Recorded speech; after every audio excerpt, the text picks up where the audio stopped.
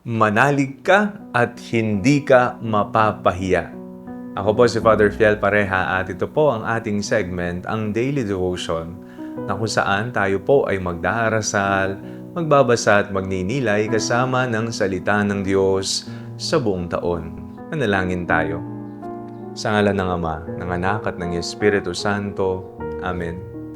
Halina, banal na Espiritu, liwanagan mo ang aming puso at isip nang maunawaan at may sa buhay namin ang iyong salita. Amen. Our Bible passage for today is from the first book of Kings, chapter 18, verses 20 to 39, and I read it for you. So Ahab sent to all the Israelites and assembled the prophets at Mount Carmel. Elijah then came near to all the people and said, "How long will you go limping with two different opinions? If the Lord is God, follow him. But if Baal, then follow him." The people did not answer him a word. Then Elijah said to the people, even I only, am left a prophet of the Lord, but Baal's prophets number 450. Let 2 bulls be given to us. Let them choose 1 bull for themselves, cut it in pieces and lay it on the wood, but put no fire to it. I will prepare the other bull and lay it on the wood, but put no fire to it. Then you call on the name of your God, and I will call on the name of the Lord. The God who answers by fire is indeed God. All the people answered, "Well spoken." Then Elijah said to the prophets of Baal, "Choose for yourselves 1 bull and prepare it first, for you are many. Then call on the name of your God, but put no fire to it." So they took the bull that was given them, prepared it, and called the name of Baal from morning until noon, crying, "O Baal, answer us." But there was no voice and no answer.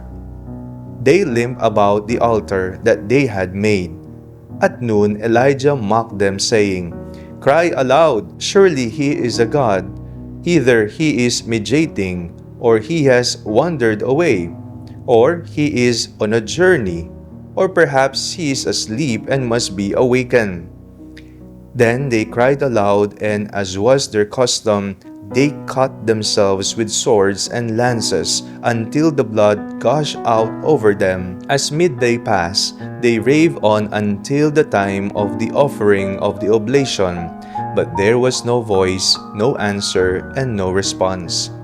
Then Elijah said to all the people, "Come closer to me." And all the people came closer to him. First he repaired the altar of the Lord that had been thrown down. Elijah took 12 stones according to the number of the tribes of the sons of Jacob, to whom the word of the Lord came, saying, "Israel shall be your name." With the stones he built an altar in the name of the Lord. Then he made a trench around the altar, large enough to contain 2 measures of seed. Next he put the wood in order, cut the bull in pieces, and laid it on the wood. He said, "Fill 4 jars with water and pour it on the burnt offering and on the wood." Then he said, "Do it a second time." And they did it a second time. Again he said, "Do it a third time." And they did it a third time, so that the water ran all round the altar and filled the trench also with water. At the time of the offering of the oblation, the prophet Elijah came near and said, "O Lord, God of Abraham, Isaac, and Israel, let it be known this day that you are God in Israel, that I am your servant, and that I have done all these things at your bidding. Answer me, O Lord, answer me, so that these people may know that you, O Lord, are God, and that you have turned their hearts back." Then the fire of the Lord fell and consumed the burnt offering, the wood, the stones, and the dust, and even licked up the water that was in the trench.